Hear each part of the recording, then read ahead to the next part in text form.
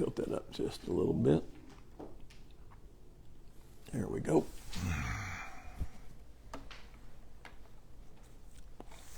Give it a minute before everybody gets on here, or a few gets on here. We'll start. Huh? Yeah, it's 3 hours or something, so I had it running too long last Sunday.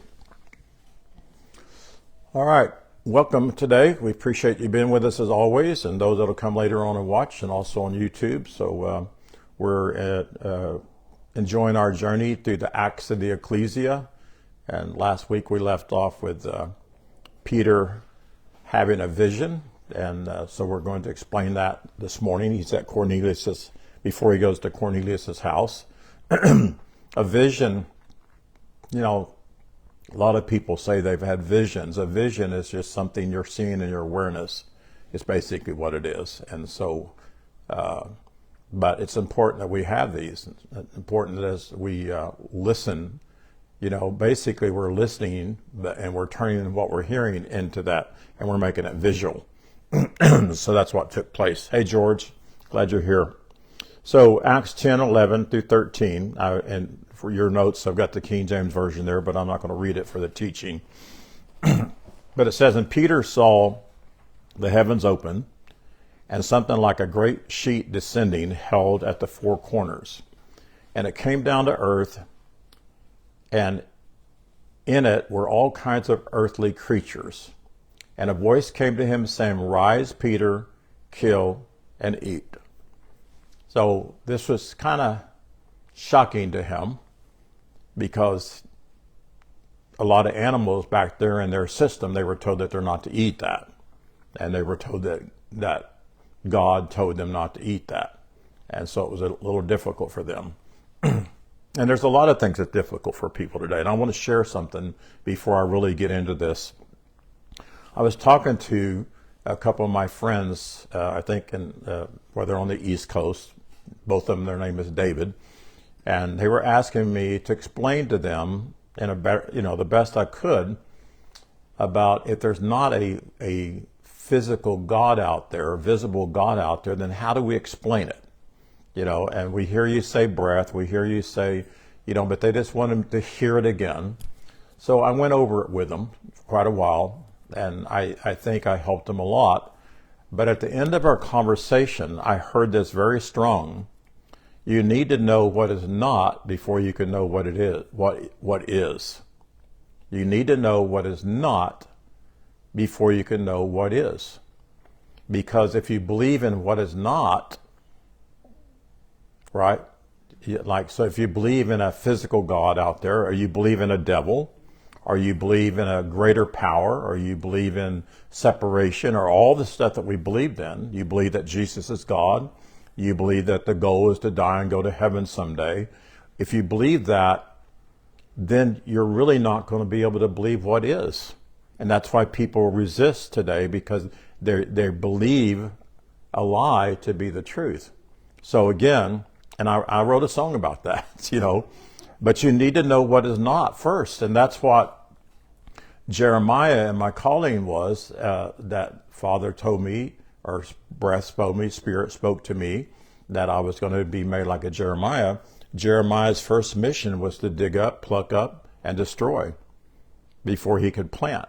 And that's what we've been doing for a long, long time. We've been revealing what's not true. And when you find out what's not true, then you can discover what's really true. Does that make sense? Yes, that's good. All right. So this opening of the heavens here signifies the removal of inherited boundaries between ourselves and full divine awareness. And that's what we want. We want, again, when we feel separate, when we feel less than, we feel like we're not meant to know things, and we believe that, then it hinders that opening of our divine awareness. So the word heaven in this instance means heart awareness. Our heart awareness needs to be opened. And so faith, which represents Peter, is now positioned to receive truth unfiltered by the tradition's inherited doctrine. That's what we all need to get to. I'm looking for people, I'm searching for people that are at that place where they're ready for their heaven to be opened, their heart awareness. they come to this realization that everything that they've ever believed has really not done anything for them. It's put everything off into the future. And it's nice. It's always been nice to believe that when I die, my future is going to be wonderful. But what about all these 60, 70, 80, 90 years we're living right here on planet Earth? Why is it that we have to go through all the suffering that people have gone through waiting for the sweet by and by? And so what happens here, this great sheet represents a vast revelation, an expansive and an inclusive and containing multiple layers of meanings in it. Its descent shows that revelation does not arise from intellect. It doesn't come from carnal reasoning. It's given from within, and it brings us to a higher realm of consciousness, the realm where Spirit communicates these eternal truths. And so it's held at four corners, and that symbolizes universality. It represents the entire self in all its directions, all its dimensions, all of its expressions. Everything about me is holy. Everything about you is holy. Yes, we sometimes have thoughts that are not proper, but that's not who I am.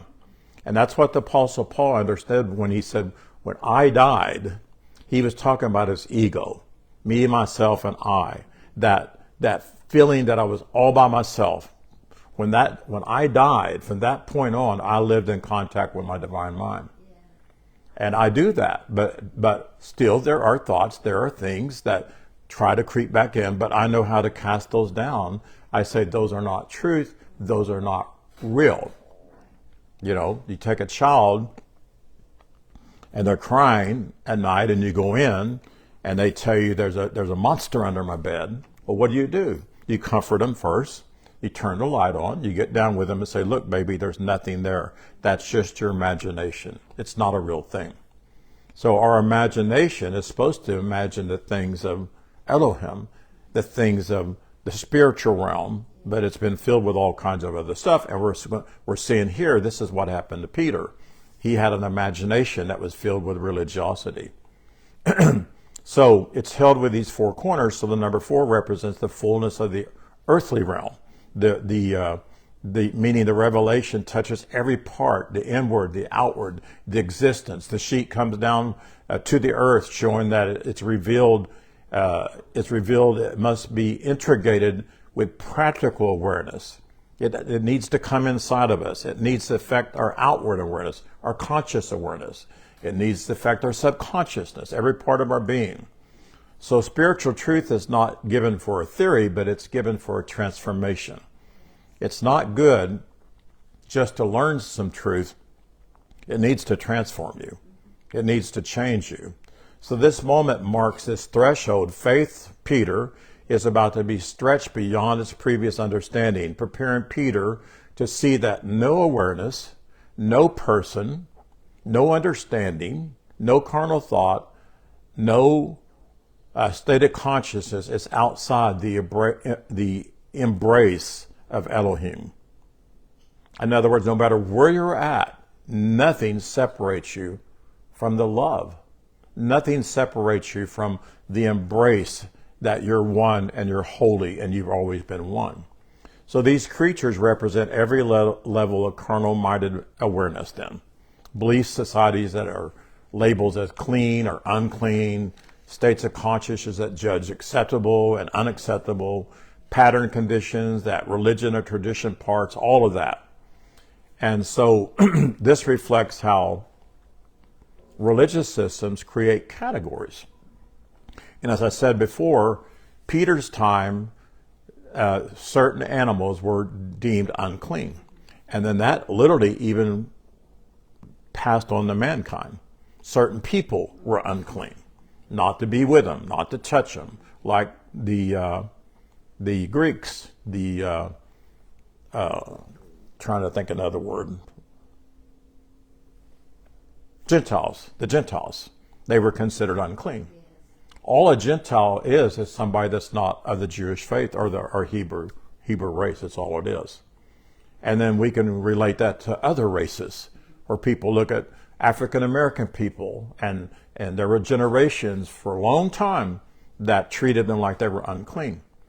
But then there are white people today that can go to places that they're treated unclean. So that's something that's deeply rooted into people. So the voice here saying, arise and eat, is the voice of spirit, this eternal declaration within the divine mind, calling faith into a higher understanding. Rise means to elevate your awareness. And that's what we're doing with these teachings. That's what we're doing ourselves. Hi, Kay. Glad you're here with us. But this higher elevation of awareness begins to take place, and it elevates us, and it steps out of this inherited categories, and it transcends religious conditioning. And so from divine perspective, kill and eat is a symbolic language. It does not imply destruction. It means to take in these revelations, to integrate them into yourself and let it nourish you. Let it allow your old discrimination to die. So when literally what we needed to die to was not our old self, like we used to say. We thought we had an old man. We never had an old man, but we need to die to our old awareness. And how you do that is you feed on the truth, and the truth deals with that. Just like I said earlier, you've got to know what is not before you can know what is. And so when you know what is not, you let what is destroy it. You believe the other side. So the voice of breath is telling Peter, let go of this distinctions that you were taught and receive the revelation of the universal inclusion. You know, I've been told in the past I'm a universalist. Well, and since I am, the love of God, love of Elohim, our Elohim, is universal. It's for everyone. So all are one with Elohim. Nothing is outside of the divine grace. So this is the moment faith is invited into expand spiritual perception that will change not only Peter's life, but literally it will change the entire Ekklesia at this time. All the people that were following him and following the other disciples' teachings. So in verse 14 it says, but Peter said, not so, Elohim Breath, for I have never eaten anything common or unclean. And the voice spoke to him again a second time, what Elohim has cleansed, do not call common. This happens 3 times, the sheet's taken up again into the heavenly realm. In other words, that awareness just left him at that time. So even awakened faith, Peter, carries the residue of inherited beliefs himself. Peter is sincere, but sincerely shaped by a system that divided the world into 2 different categories, clean or unclean. Almost every religious system there is in the earth has that. They're either saved or you're not saved. You're either blessed or you're not saved. They are not blessed. So his refusion is not rebellion, it's conditioning. The people that we try to share things to, they're really not rebelling against us, but it's just a conditioning. And I wrote a post about that. It's very sad that people don't want to hear the truth because they're conditioned and they're happy with what they've been conditioned with. That conditioning causes you to be happy with a lie. And they even make songs that you can sing over and over and over that makes you happy, like Won't It Be Wonderful There, and The Sweet By and By, and all the other ones like that. So when he says, I've never eaten anything like this, I've never eaten anything common, I've never eaten anything unclean, that reflects this psychological reality. Clean means acceptable. Clean means holy. Clean means fit for divine fellowship. Unclean means unworthy, excluded, not permitted into spiritual inclusion. So this refers not to animals, but it refers to states of consciousness. And this refers to categories of people that Peter has been taught to distance himself from. So faith has boundaries that divine revelation must still dissolve. So you can still be a person of great faith. You can still be a person that's really beginning to understand spiritual truth, but you still have boundaries. We have that physically. You know, when you can go into a large town There's different kinds of people walking down the sidewalk. And I've been with my wife in the past when this happens, and she said, she looks down the street and she sees somebody that she doesn't want to approach, and she said, let's go on the other side of the street. It's just something that's built in.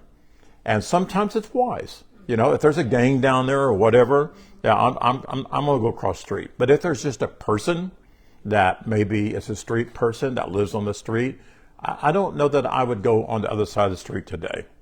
I would listen to my voice, but I'm not listening to fear. And see, what we often have done is listen to fear. And that's what Peter was doing. So this moment reveals that even strong, sincere faith must sometimes be liberated from these limitations that come from tradition. So the voice brings a life-altering correction to him. The word cleanse does not mean Elohim made something clean at that moment. It means it's been eternally clean. I don't go to church to get clean. I don't, getting saved does not mean it made you clean, It literally, the truth of getting saved is it makes you safe from everything that's hindering you from knowing who you are. The word saved in the Bible actually means safe, S-A-F-E. So it refers to this eternal truth that all are inherently clean in the divine, all are one, all share the very same breath, and all rise from the very same source, no matter what we see with these physical eyes. And I know there are things that we see that disgust us. I'm not talking about so much what people do, but I'm talking about who they are. People do bad things, and people do good things. Neither one of those make you who you are. You can't do enough good things to make you holy because you already are holy. And the fact that you're trying to become something means you don't know who you are. So we see here, do not call common reveals the real issue. Peter has been using these definitions to judge states of consciousness, our groups, our people, or even parts of himself as unworthy and unacceptable. Tradition taught that, and Spirit now corrects that. And we need that in our own lives. Many times I'll speak and I'll just say, if there's anything within me that's still traducing me, if it's hindering me, I lay it down. I lay it down by faith. And I thank you that I am hearing the truth. I thank you that the truth that I'm studying and it's been revealed to me, it literally is making me free. And there's so many things that hindered me just several years ago that's not there anymore. Memories of the past, things like that, thoughts of rejection, So the voice is saying, hi, Bob, Carol, glad you're here. The voice is saying your categories are not my categories. Have you heard that song yet? No. I played it last week. You haven't heard the words, though. Your categories are not my categories. Okay. Your exclusions. I wonder why you said that, category. Yeah. I thought that was funny in the song. Yeah, your categories, the way you put things together and what you think is right, that's not my categories. Your exclusions are not my exclusion. I leave nobody out. Your judgments are not my judgments. That's what people need to hear. I would love to go to church board meetings and say this to them. How you feel about your congregation, how you feel about these new people that aren't not dressed the way you think they should be. That's not Elohim's judgments. Everything and everyone is included in the one life because there's only one life, there's only one mind, there's only one power. That's it. Everything's included in it. We've got to get that solid because until we do, it won't affect what we see through these two eyes. We need to see through the single eye. So this is not optional insight. It's a foundation. And Peter needed this foundation before he was going to talk later on. And this is what empowered him. This sight projection, it happened 3 times. This vision of the sheet been taken up. It happened 3 times. 3 here symbolizes establishment, confirmation, and divine completion. Establishment, confirmation, and divine completion. Several places in the Bible, something is said 3 times all the time. You can go through the Bible and find many times It's not that they couldn't hear, but it's establishing that truth within somebody. The revelation is repeated. It's to anchor it deeply into Peter's consciousness. It's breaking this eternal resistance that faith carried from tradition. Even though he had great faith, the tradition was still robbing him. So as I have studied Scripture for many years, I've noticed when something is shown 3 times, it's not needless repetition. Holy, holy, holy. That's one of them. It's not just one time. Holy, holy, holy. Holy, holy, holy. The whole earth is filled with Elohim's glory. And what does the word glory mean? Y'all remember? The view and the perception. It's perfect. And that needs to be put into people's awareness. The whole earth is filled with perfect people, pure and holy. So it's a spiritual anchoring.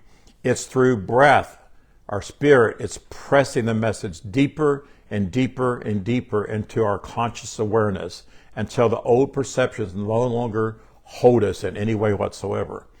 So we see this in Peter's sight image. Peter's old awareness still viewed certain things and certain people through the lens of separation. You know, it's one thing for me to know that I'm not separate, but it's another way for me to know that people that do really bad things are not separate. Their just awareness is screwed up, right?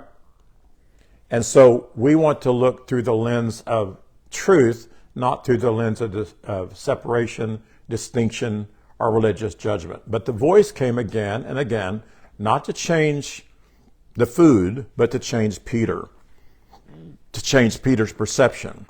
This threefold appearing anchored the message within him. And then we see the sheet had been taken back or literally faded from his sight. And what this means is the revelation is sealed in his higher consciousness, but it's awaiting application. Peter must hold this truth within inside of himself, and he will soon need it when he stands before Cornelius, because that's what all this is preparing him for. This symbolism is very powerful. The revelation descends, and then what happens sometimes is resistance begins to rise, right? You hear a truth, and you think, wow, that's awesome. And then you step out, you go back into your life, and it begins.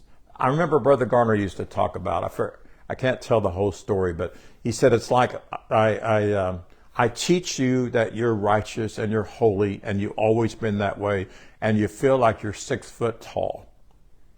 And then by the time you get to your car, you're about 5 foot tall.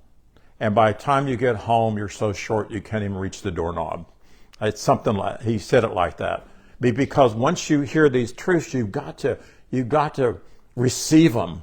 You got to let them be your foundation, because if you don't, you walk away, you get in your car, you drive home, you get into what people call the real world, which is not the real world, and you see yourself really short again. But you're not. And so, it's 3 times. Huh? That's why it's 3 times. 3 times. Holy, holy, holy, holy, holy, holy, holy, holy. Yeah. So the voice corrects. When you're listening to the voice corrects. And the problem is we didn't know how to listen to the voice. How many people have we heard say, I've never heard God talk?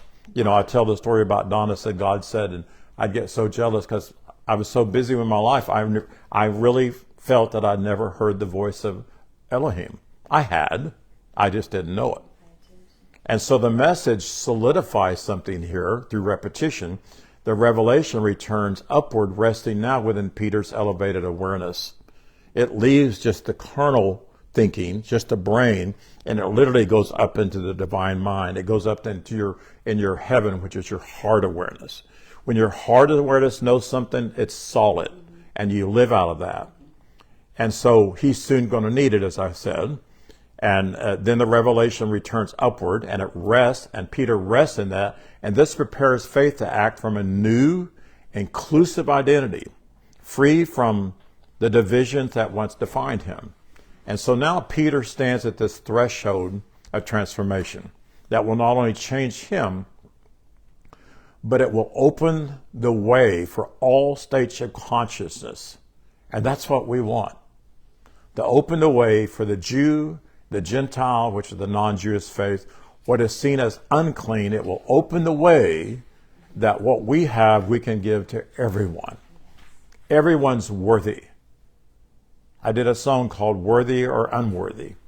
Everyone is worthy. Everyone is pure. Everyone is not far away. Everyone is recognized as one by Elohim.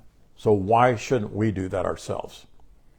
And we've got to start practicing that. We have to pay attention to our thoughts. Because when we're driving down the street and we look and we see somebody on the side of the road, what are we thinking about them? I did something funny the other day. I'm not bragging about it, but I have a canvas money bag that I liked that I got from a bank once. It had a bunch of pennies in it. So we kept it in our car, and we keep all our change in there because sometimes we don't have cash, so we dig our change out. I probably had $30 in there, something like that. Not a lot of money. But I drove up, and there was a man on the side of the road. Normally, I would have thought, you need to be working. He didn't look real bad. He didn't look like he had a lot of struggles or anything. And I heard, give him the whole bag. It wasn't so much for him, it was for me. And I'm obedient. When I hear I'm obedient, I wrote it and told him to come here. I said, has anybody ever been giving you a bag of money? And he said, no. And I said, well, here, bless you. I'm not saying it to lift me up, but I'm just saying I judged him because he didn't look bad. He shouldn't be out there. Well, I don't know. A mental illness can't be seen or whatever it is. But I'm just saying this changes you to where you see all people holy. And if somebody has a need, you listen to that voice within, and then you give. You do what you're supposed to do. So, I'm lost right now. So we're at 17 now, aren't we? Verse 17, am I right? Yeah. So now while Peter wondered within himself what this vision that he had seen should mean, the men sent from Cornelius stood at the gate. Having inquired of Simon's house, they called out, asking whether Simon, whose name was Peter, was lodging there. So we have 3 men that we read earlier that they sent for. So even after the revelation is given, Peter, faith must process this shift internally.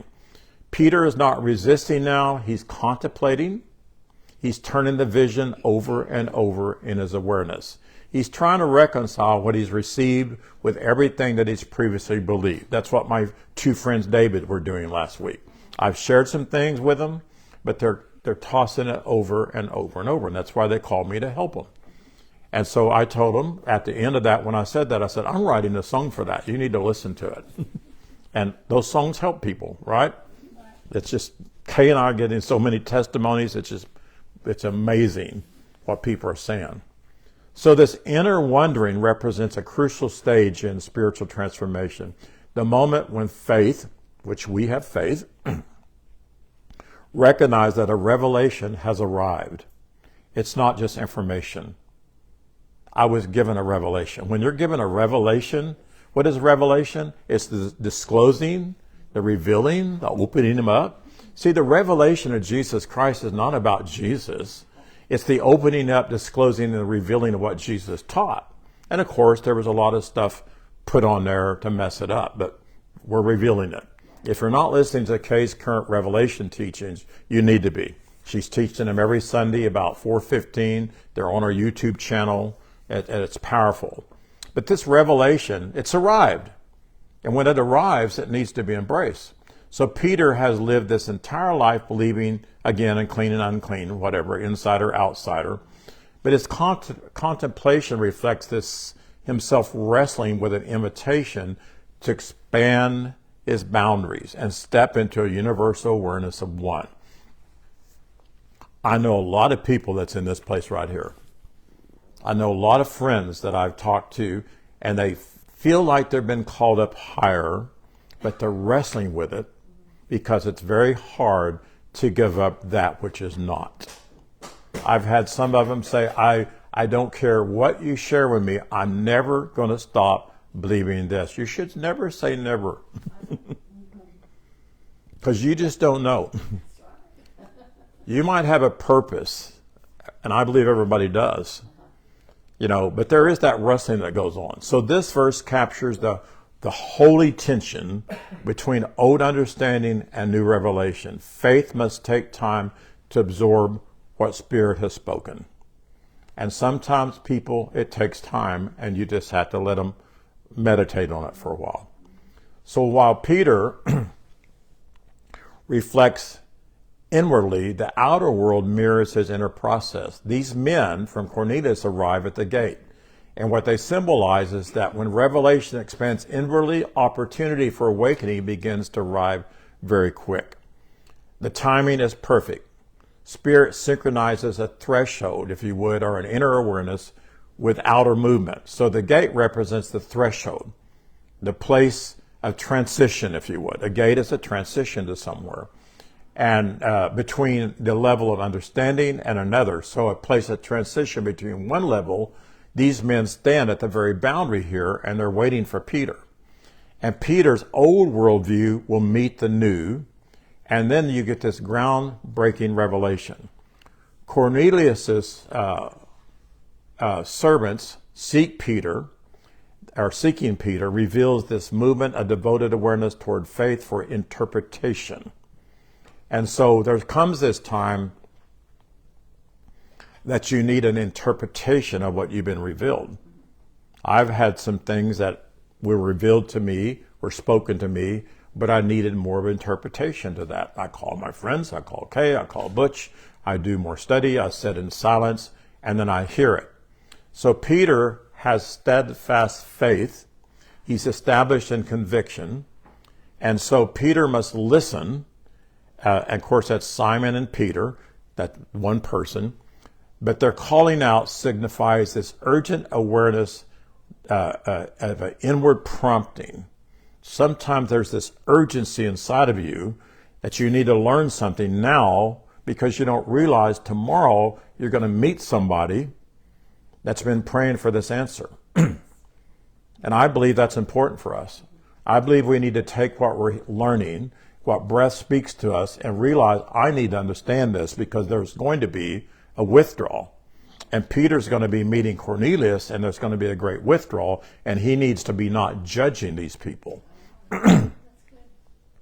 So this is the person trying to align faith with the next divine movement. Cornelius' intent, devotion, and inner communion have set something in motion, now reaches Peter directly. This moment captures this orchestration of awakening. It's one part of the sacred self that lifts devotion, seeks faith, and another part is prepared with revelation. So we seek faith in Father's faith. We realize that we can do what we're called to do. And then we move into this place of revelation, and the inner world and the outer world converge, and this meeting takes place. The old and new awareness come together, and the old is destroyed. Because the truth will do what? Make you free. All right. Verse 19. It's really funny. Kay, when you're watching, your name stays up there all the time. It says, Kay's watching, Kay's watching, Kay's watching. Every time I look up, it says, Kay's watching. All right. So while Peter was still pondering the vision, Spirit said to him, look, 3 men are seeking you.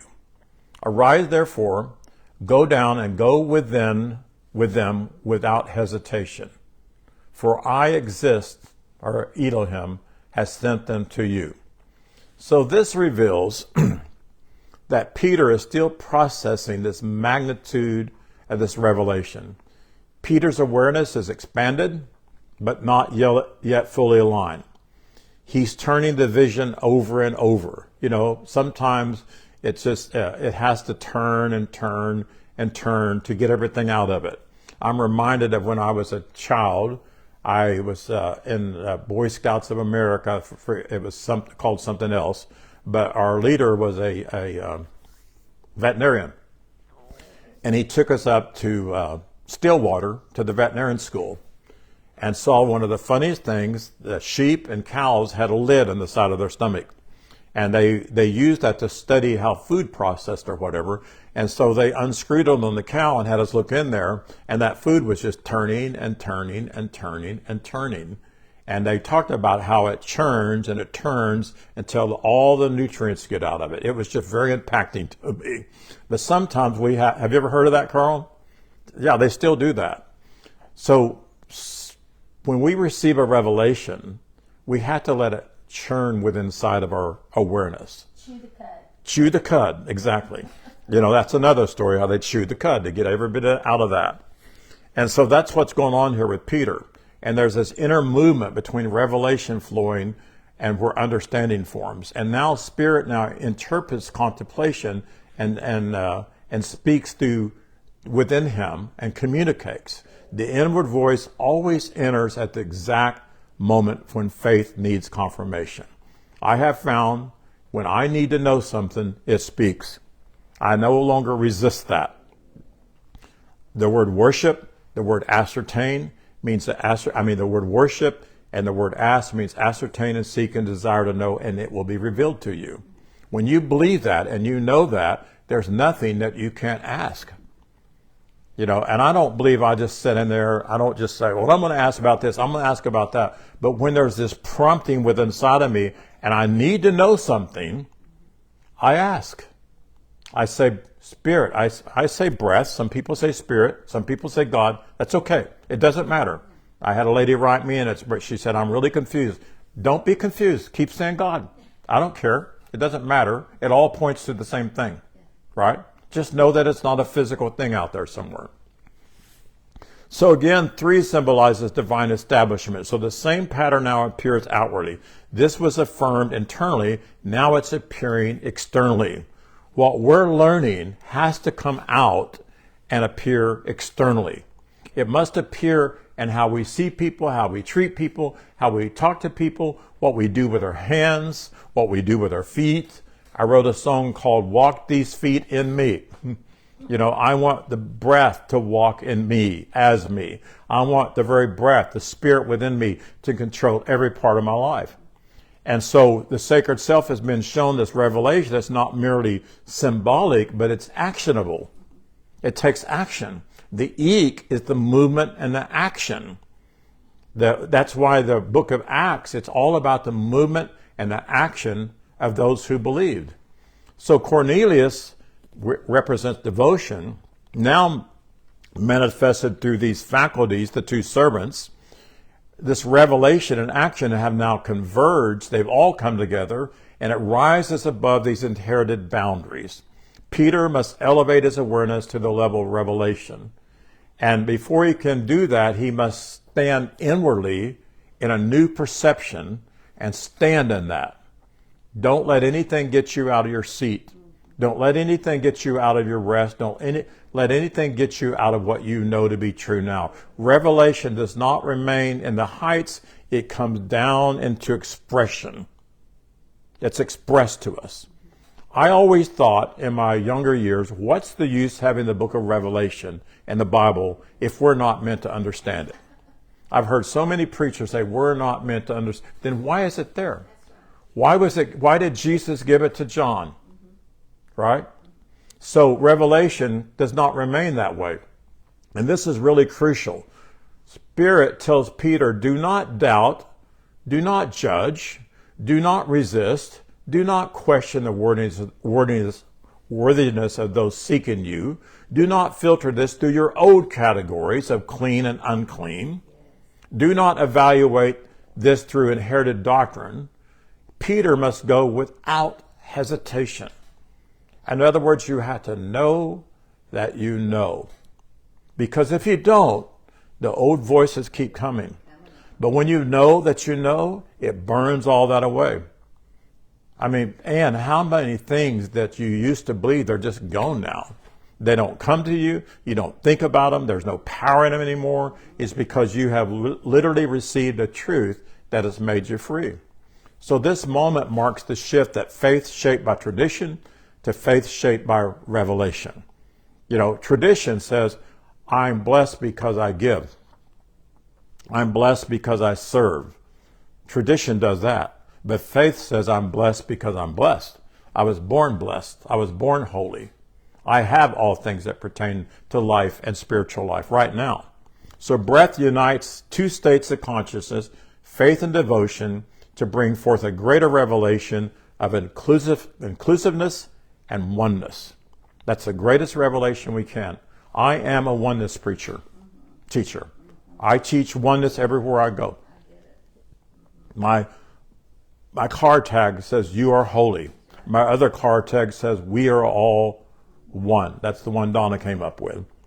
So the words dissolve every possible objection Peter might rise. And literally, before we can step out and do what we're called to do, we need all those objections dissolved.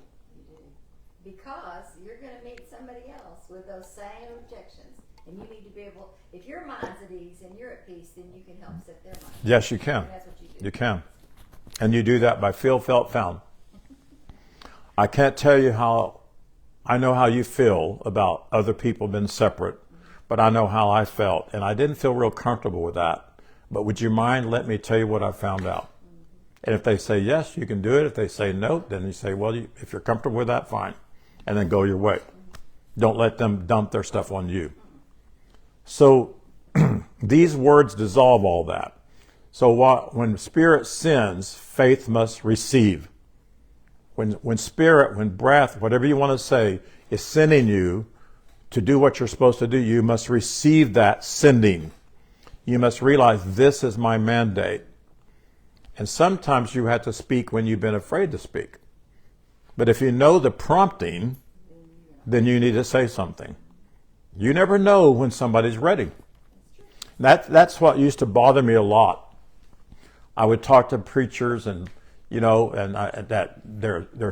sharing with them, I'm teaching them. And I said, why don't you let me come and teach at your church? Oh, no, my people aren't ready. Well, you don't know whether they're ready or not. They may be starving for something. Don and I were in a church that I was there for 38 years, and we were starving for truth. We loved the people. We raised our children there. We were in Babylon. I was a minister there, so my business was there. It was very hard to come out. And when we were called out, it was tough. We did a lot of weeping, a lot of crying, a lot of hurting. But that pastor would mock me for teaching Greek and Hebrew and things like that. He didn't know those people wanted more. I know they did. Because when I began to teach what Brother Garner was teaching me, the people began to pour in because they'd never heard that before. Your church wants more. I promise you they want more than what you're sharing. So this prepares him to step into Cornelius' house and act of unthinkable under religious laws, stepping into a unclean household.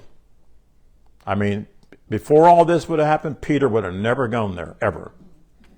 So what he's doing, he's moving into a universal love for all people and all states of consciousness.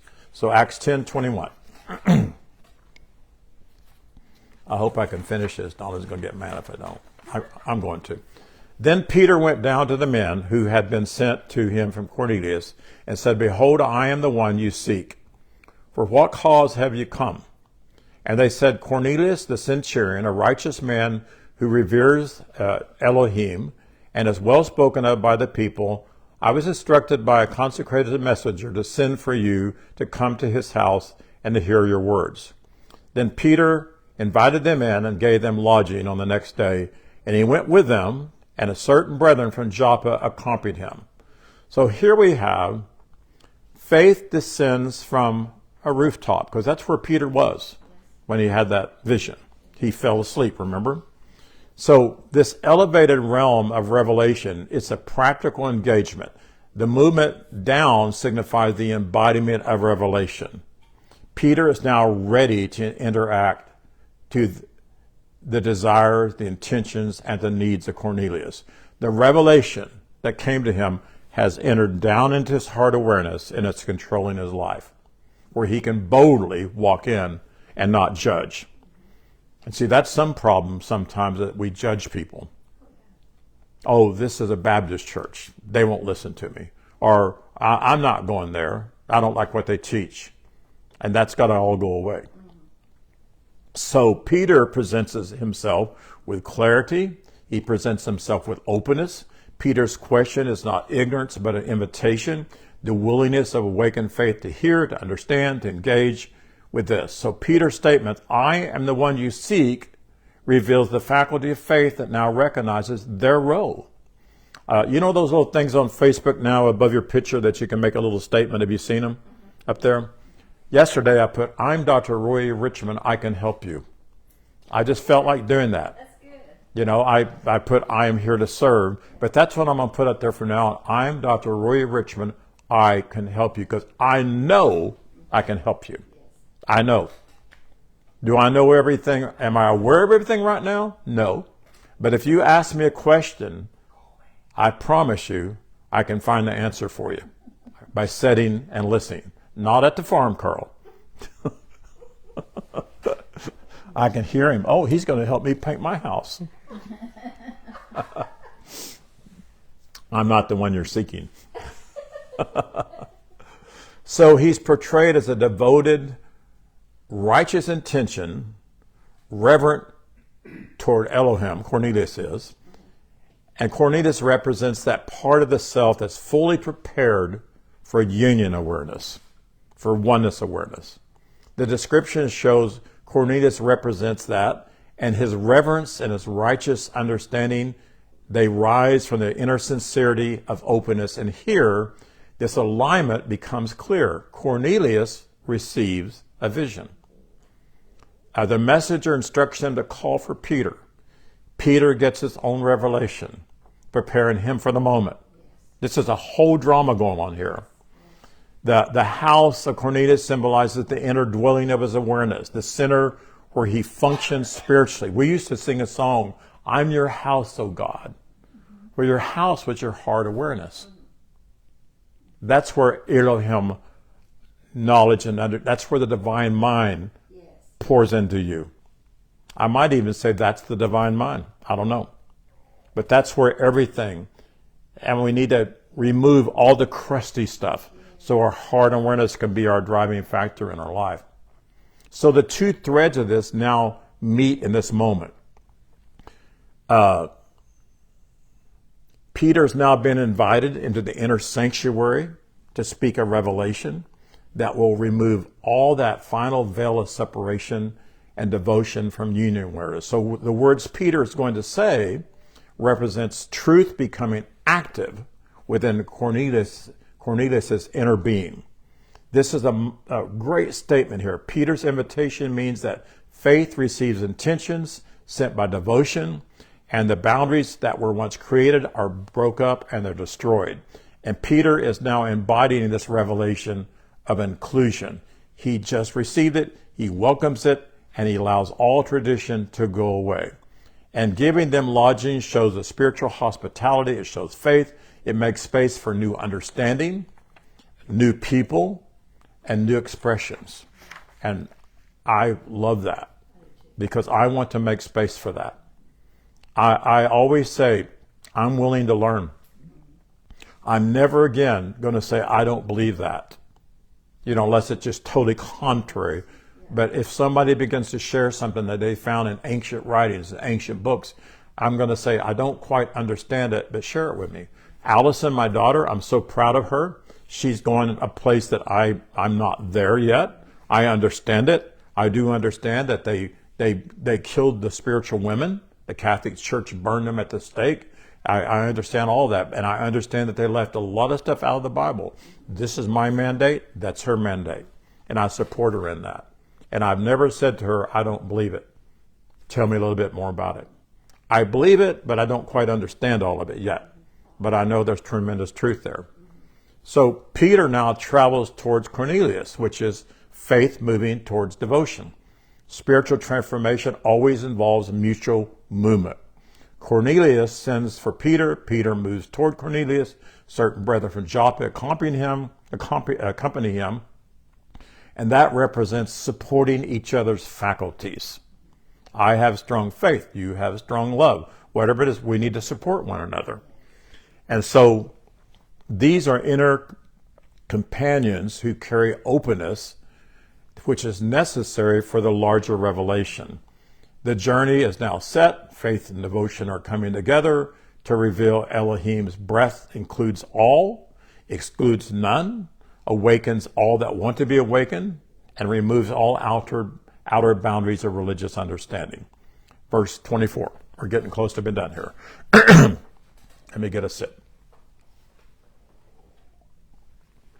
And the next day, they entered into Caesarea, and Cornelius was waiting for them. He knew they were coming, and having called together his relatives and close friends, which originally to Peter were unclean, and when Peter entered in, Cornelius met him and fell at his feet and bowed before him. But Peter lifted him up, saying, "Stand up. I am just a man like you." Oh, he didn't say just, he said, "I'm also a man like you." And that's important because we're not to worship the messenger. And that's another whole sermon. I've talked about that a lot. We honor, we respect, we're thankful, we treat them well because they've given their life to do it. But I don't bow down, I don't put them on a pedestal, and I don't worship them the way worship used to be. So Caesarea symbolizes this inner realm of spiritual governance, the place where sacred self, where authority and perception and spiritual structure are all shaped. Cornelius is not merely ready, he's waiting. You know, the whole church world is waiting for something to happen. They're waiting for Jesus to come back. They're waiting for their ship to come in. I've tithed all my life. It's always been taught to wait, but there needs to be an expectation that it's in us now. It's all here now. We're wasting it. Cornelius is not merely ready. He's in expectation. He's fully prepared to receive this revelation of faith. And he gathers his relatives, his close friends, which represent all the inner faculties, the thoughts, the states of awareness connected. And this inner companions are brought forward to witness and to receive truth. This shows that when a devoted part of ourself is ready for awakening, it draws along every other part of your body that needs to awaken, every part of your thoughts. When you have one thing you want to awaken to, when you really are willing to awaken, it awakens you to many things, many truths. So Cornelius' readiness reveals a heart awareness that's fully open, fully expansive, and genuinely seeking transformation. And I say this all the time. We must let go of things that are not true. Don and I was driving down the street, and and the clouds were so pretty. And we were talking about how Carl and Ann they got 4.5 inches of rain, very much needed. And she said, "Thank you, Lord." And you know me, I said, "Thank you, clouds, for releasing the rain." And of course it upset her a little bit, and I understand because we're used to saying, "Lord, thank you, Jesus," and all that. Lord means teacher. And so it's hard to be married to a teacher. I know it is. It's very difficult. And I love my wife. I wouldn't hurt her for nothing. But there's things that we have to let go of. That the clouds, I said Jesus, when the storm came and he was in the boat and the disciples were afraid they were going to drown, he didn't say, "Oh God, stop the rain." He said, "Peace, be still." He spoke to the elements. And that's one of our problems. We've been speaking to a God out there to do stuff and letting the elements and everything else do whatever it wants. Right? That's good. That's good. And we're not knowing that we can say, "Thank you, clouds, for doing nothing but bringing wonderful rain. Thank you that you're not turbulence. Thank you, you're speaking to elements." Don't people talk to the flowers all the time, the plants? And it's a proven fact when they talk to them and they bless them, they grow. I've seen the study. I've seen for one side of a garden, they talked to it and loved on it and said, "You're beautiful." And the other side they ignored. And this side here grew tremendously. This side just barely grew. And people think, well, that's dumb. No, it's not. It's energy. It's releasing energy. It's releasing truth. And so this is important here. Cornelius' readiness reveals this, that he can do this now. And that he's falling at Peter's feet reveals this tendency of religion to elevate the messenger again. But he said, don't do that. Don't venerate me, if you would. So this moment exposes this pattern when sacred self, within sacred self, devotion often places awakened individuals again on pedestals. And I repeat that again, do not worship the messenger. So this is the most critical sentence here that Peter in the book of Acts, Peter's faith immediately corrects this hierarchy that devotion attempts to create. Peter does not accept worship. There is no hierarchy. We have churches where you have bishops and apostles and pastors and all these things. Those are titles, but that's not who that person is. You don't worship that. I always joke with people when they came to my church and they wanted to know what to call me. And I said, well, if you want to call me something, you can call me the Right Reverend Bishop, Most Holy Dr. Roy E. Richmond, or you can call me Roy. So they always called me Roy. You know, I'm not making fun of the titles, but don't bow down to the title because there is no hierarchy. Nowhere.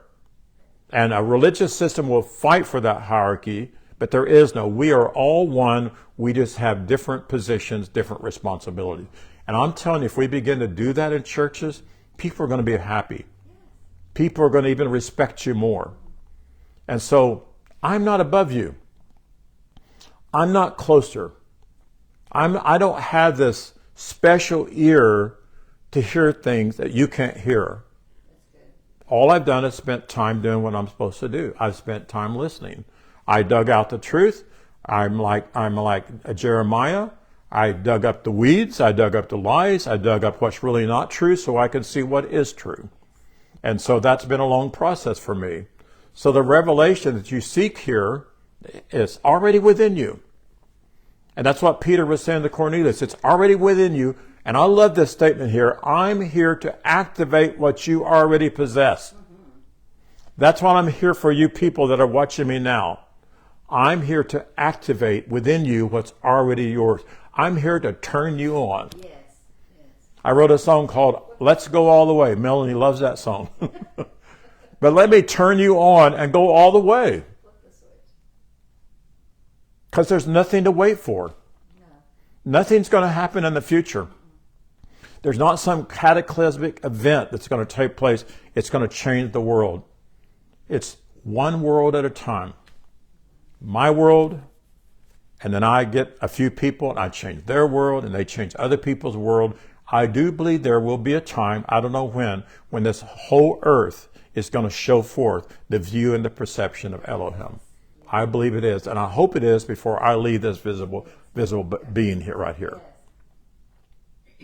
No one is above another. All stand equal.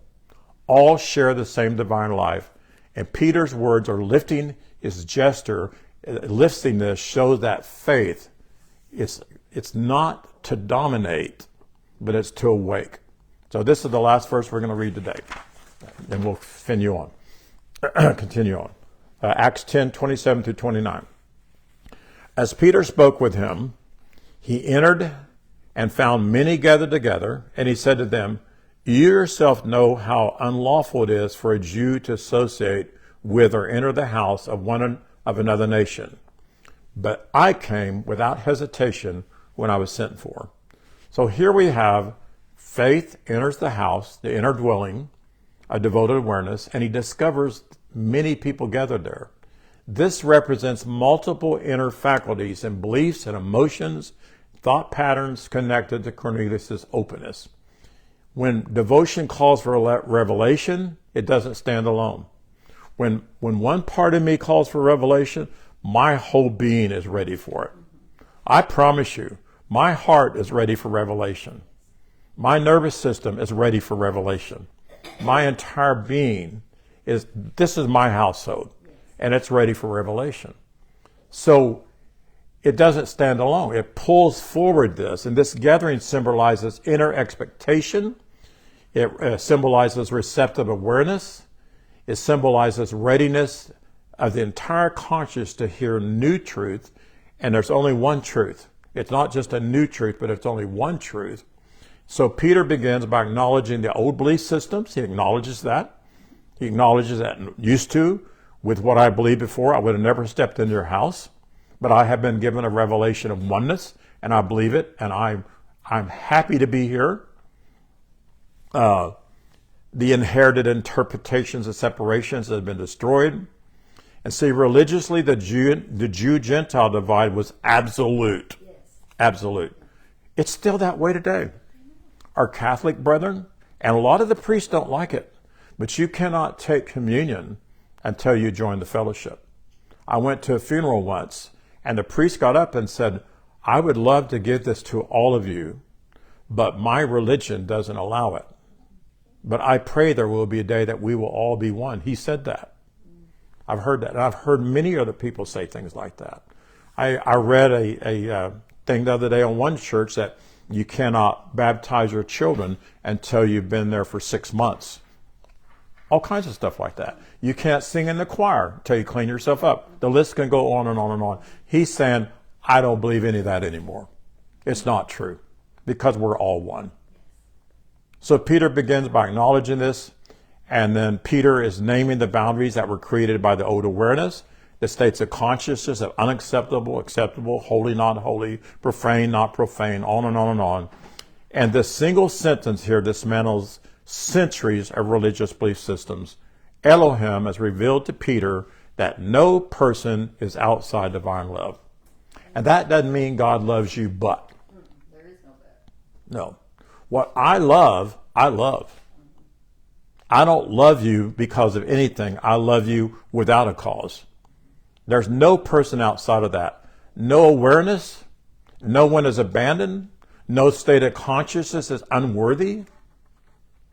See, I went to a house.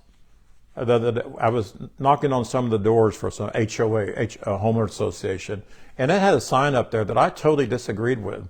Totally disagreed with. But you know what? I love the people. I know the people inside there. But I started to read it, and I thought, nope, I'm not going to read it. I don't care. But I could have really easily taken a paint can and painted over the whole thing, you know, if I wasn't who I am today. But today, I don't let those things bother me. They are who they are. People have a choice to live the way they want to, but they're still holy, Yes. you know. So Peter says nobody's out. No group's out. Nobody's excluded. Nothing is beneath spirit, breath, Elohim. Any man, any woman, every expression, every person, every nation, every background, every thought pattern, every awareness is all included in one life. Now, I'm not saying that gives the right for people to break the laws of the land. That doesn't give them a right to go out and do bad things. But they're still holy. Yes. And they may go through a horrible judgment. They may do horrible things, but they're still holy. And that's hard for people because they've had bad things happen to their children and things like that. And I understand. I do not justify what they did. Yes, they did something really bad, and we're in a system where there's a law, and they must follow the law or they're going to receive punishment. But it's not a punishment after they die. The only sin, I have committed sin, but that sin is sin against me, not some God out there. I sinned against me. I sinned against people, if you want to say that. But that was caused from a mistaken identity. So Peter refers back to the command of Spirit. Go without hesitation. We've got to stop our hesitation. We've got to stop being afraid. And I'm not saying we want to lose people, but if we know there's a call to do something, you know it, I can't tell you what you're supposed to do, then go. So he embodies it. There's no resistance, there's no judgment, no fear, only obedience to the voice within. Faith is now fully aligned with revelation. I mean, I'm sure you've experienced this before. Sometimes you heard to do something, but then you thought about it and you're like, nah, maybe not. Maybe that's not God. That's the devil telling me to do that, in a sense. But once you know the voice, you know it's truth. There's no resistance. There's no fear. So this marks this completion of Peter's inner shift. He leaves tradition. He leaves categories. He leaves exclusivity, and he steps fully in the universal embrace of Elohim. Peter understands this moment is divine. It's a timing, it's an orchestration. He's opening the space for the next stage of revelation to be spoken and activated with Cornelius' awareness. So this next time we're going to see they're going to have a powerful conversation. It shows humility of faith, not dictating, but listening. Not assuming, but opening to what breath is doing in the other person's awareness. And that's what we have to do. So I hope you enjoyed that. This week and last week, is the story really needs to go together. If you didn't hear last week, I'd encourage you to go to that. But this is a powerful story, and it's very exciting. So I love all of you. Appreciate you being here. We appreciate all your comments that you make. And I encourage you, if you would, please share our post, share our songs to your world. People need to hear these things, and a lot of that's going on, but more of it needs to happen. I've talked to Kay about this a lot. We want to write so many songs and produce them that it's going to drown out all that other "Won't It Be Wonderful There" sounds. So those are called the Songs of Babylon. So we love you very much. Bless you, and we'll talk to you soon. Bye-bye.